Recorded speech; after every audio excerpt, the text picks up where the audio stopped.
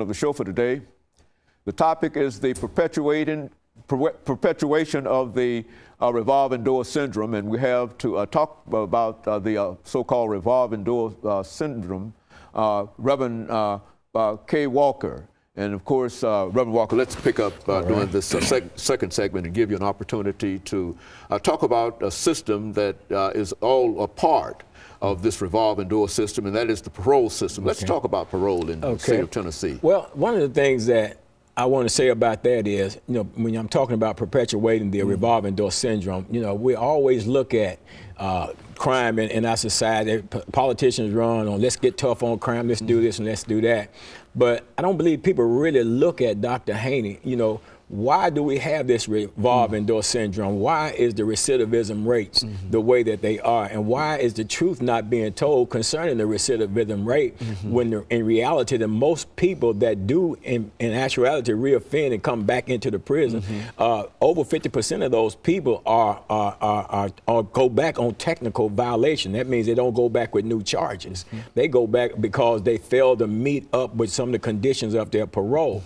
And what I'm saying is this: when it comes to the that revolving door syndrome, I believe that the parole board plays a role in perpetuating that, in the sense that, you know, first of all, on the back end, there's not adequate supervision or of the ex-offender when they come out. You know, there are not enough things or not enough programs that's out there to help. And then the programs that are out there to help, the parole boards are not working close enough in conjunction with those programs to make that transition from the inmate to into society a successful one. And then on the other side, coming out the door when they meet the parole board. Now you take, for example, you take inmates, and Dr. Haney, I have sat on parole boards, man, for the last 10 years or so. Let me interrupt. But parole, when you talk about parole board, are we talking about several boards, or is that just one general board for the entire state of Tennessee? It's one board for the entire state of, for the state of Tennessee, and they go to the various institutions. I think it's a total of 7 parole board members.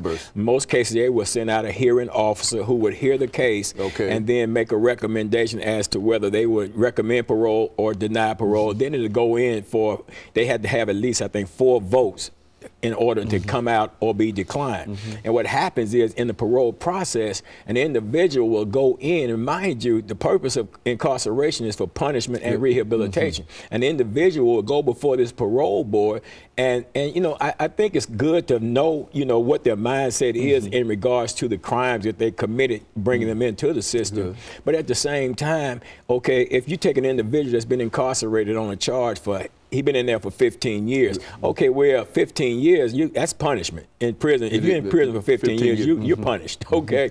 Now, what needs to be looked at is, what has that person done during that 15-year period of time? Have they involved themselves in the various programs? Have they gotten their GED? Have they picked up a skill or a trade or anything like that? And why not look at that, what they've done while they're in there, to be a determining factor as to whether or not this individual should be released. But more times than not, Dr. Haney, what's happening is, you got a parole board that's acting like they're the judges in there, and they're actually going in here pretty much retrying the charge. Because that's what it appears. And it's not their role. I don't know if it's an ego thing or what it is, but it's not their role to go in there and retry these people, and then a lot of them being turned down for parole who are eligible for, who have qualified. I mean, parole is a privilege. It is not a right. But privileges are something that you earn, and it should be based upon what you've done while you're going through your punishment for the crime you committed. And if you have proven yourself to be rehabilitated, then why not release? Well, what happens is, and what I mean by perpetuating the revolving door syndrome, is that the parole board is more likely than not to parole somebody with a bad negative institutional record than they will with somebody that has a good institutional record and has spent sufficient amount of time in the system. Now, I don't know what advantages them to do that. Well, that's what I was about to say. That's almost setting a person up to fail. Well, you know he's coming back. And Dr. Haney, I'm not just talking. I've sit on the parole board. I mean, I sit on the parole board with a guy, and this guy actually sit there.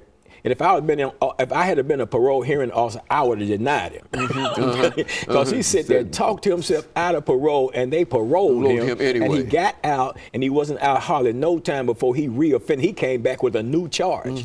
You know what I'm saying? But they paroled him. They knew they knew this guy wasn't going to go out there in society and act right, but they sent him anyway. But then you take, for example, I recently went to the parole board with a guy, been incarcerated for 5 years now. I mean, we went up earlier part of the year, and they said, okay, we got to get some stuff worked out on your cases. There's a conflict with the charges on your sentences. So that guy worked out, went back to parole board about 3 months later, and then they both hearing officers recommended him the first time, recommended him this time, and then when he cast his final votes, they turned him down. But now this guy, he's sufficiently served his time in terms of the punishment phase. He has been rehabilitated. He's been in the program. He don't have the write-ups and all of that stuff like that. But then they put him off for a year. Why? Because they know he's not coming back. You know what I'm saying? So the people that's going to come back get out. Get out, and the people who might not come back, they try to keep them as long as. Absolutely. And there's another gentleman, Dr. Haney, down in another institution, and I don't want to call these guys' name because the parole board, the way they're doing this guy already anyway, I mean, if I mention his name, they'd probably retaliate against him. You know what I'm saying? But anyway, this man's been locked about 34 years. I mean, out of 34 years, this man only had about 4 write-ups, and they're minor write-ups. I mean, he's completed all kind of programs, even started an organization to help other inmates while he was in there. I mean, the whole night, 34 years, sufficient as punishment, man. He's been punished, 34 years in prison, he's punished.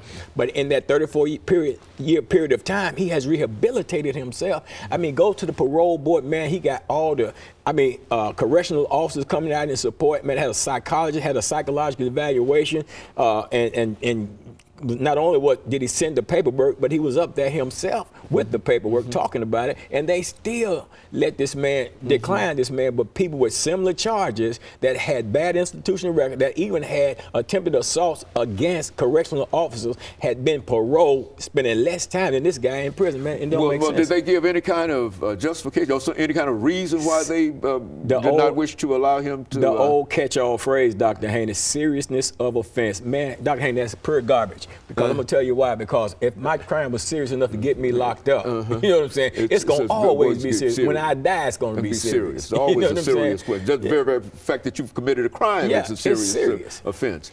Okay, well, and so we're getting ready for our second commercial break here, and then we'll give you an opportunity to further develop some of these ideas in reference to the system. But it does appear that the parole board has a tremendous amount of power, but it does not seem as if they're willing to work with individuals to allow them the opportunity and the privilege to take advantage. And of course, we'll be back with our audience following this very, very short commercial break.